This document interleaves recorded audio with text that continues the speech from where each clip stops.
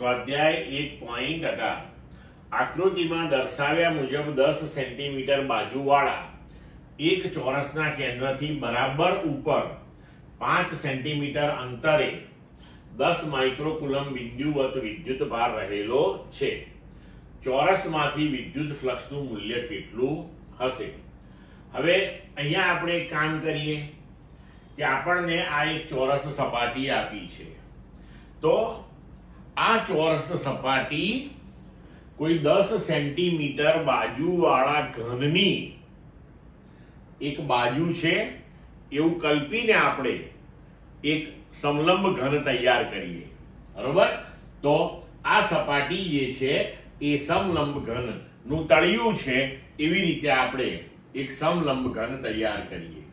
તો હવે જો એવો સમલંબ ઘન તૈયાર કરીએ તો 5 સેન્ટીમીટરે રહેલો આ જે વિદ્યુત ભાર છે એ સમલંબ ઘન જે છે તેના કેન્દ્ર ઉપર આવશે.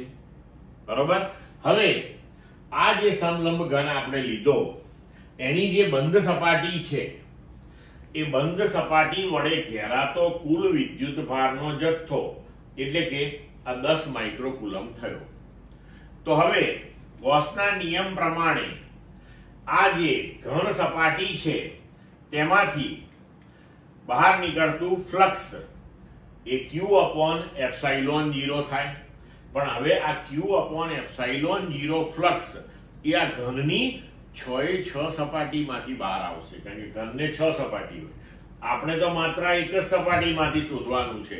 તો આ જે આપણને કુલ ફ્લક્સ મળ્યું કે જે ઘનની સપાટીઓમાંથી બહાર આવે છે તેને આપણે 6 વડે ભાગી દઈએ તો પ્રત્યેક સપાટીમાંથી બહાર આવતું ફ્લક્સ આપણને મળશે. તો ઘનની એક બાજુ સાથે સંકળાયેલું ફ્લક્સ આપણે વિચારીએ તો એ થશે 1/6 Q/ε0, એટલે કે આપણો જવાબ આવશે Q/6ε0.